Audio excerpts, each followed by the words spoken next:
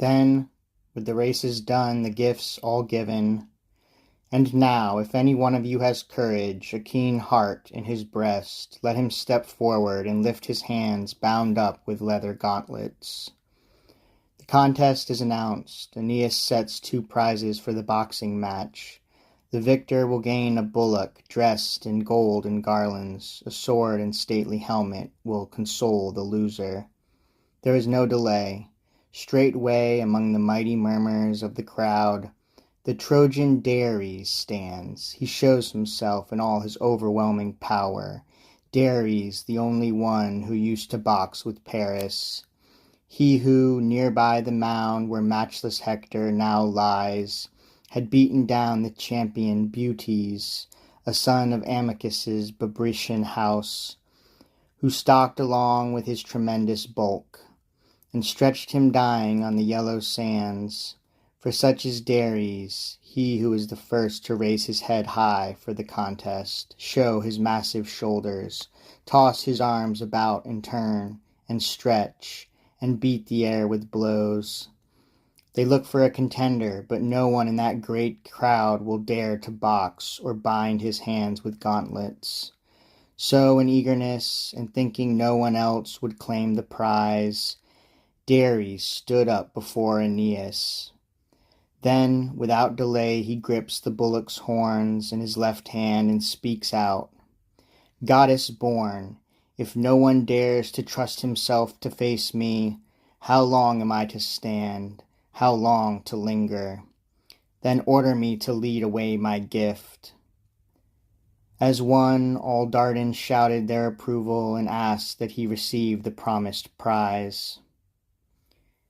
At this, Acestes sternly takes to task Antyllus, where, on the green couch of grass, he sat near by.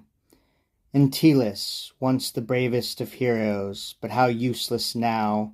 Will you so quietly allow such splendid prizes to be removed without a contest? Where are we to look for Eryx, he who was your god and teacher, celebrated by us in vain? And where is your Sicilian fame, those trophies hanging in your halls?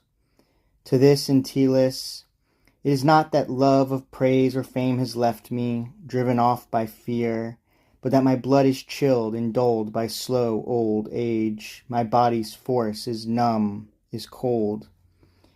If I could only have what once was mine, the youth of which that shameless fellow there so confidently brags, I should have boxed. And not because a prize or handsome bullock had tempted me. I do not need rewards. Then, having spoken so, Antyllus tossed his 2 tremendous gloves into the ring, those gloves with which fierce Eryx used to box, when he had bound his arms with their tough hide. The crowd was stunned, so giant were the oxen, whose 7 mighty skins were stiff with lead and iron sewn inside. Above all, Dares himself is startled, and he shrinks far back. The generous Aeneas feels their weight and turns this way and that the twisting vast thongs. Then the old Antyllus said to him, And what if you had seen the gauntlets and the arms of Hercules himself, the sad encounter on these very sands? Your kinsman Eryx once used to wear these gloves. You can still see them stained with blood and spattered brains. With these he stood against the great Alcides, and with these I used to box, so long as better blood still could give me strength, and envious old age had not yet scattered its white hairs across my temples. But if Trojan Dares declines to face my weapons, then, should pious Aeneas so decide, and my adviser Acestes lend approval, let us meet as equals. Dares, I give up the hides of Eryx for your sake. Forget your fear, and for your part put off your Trojan gauntlets. And when Antyllus made this offer, he threw down the double cloak that draped his shoulders, laid bare his giant joints and limbs, the giant bones and the sinews of his arms. He stood, enormous, at the center of the field.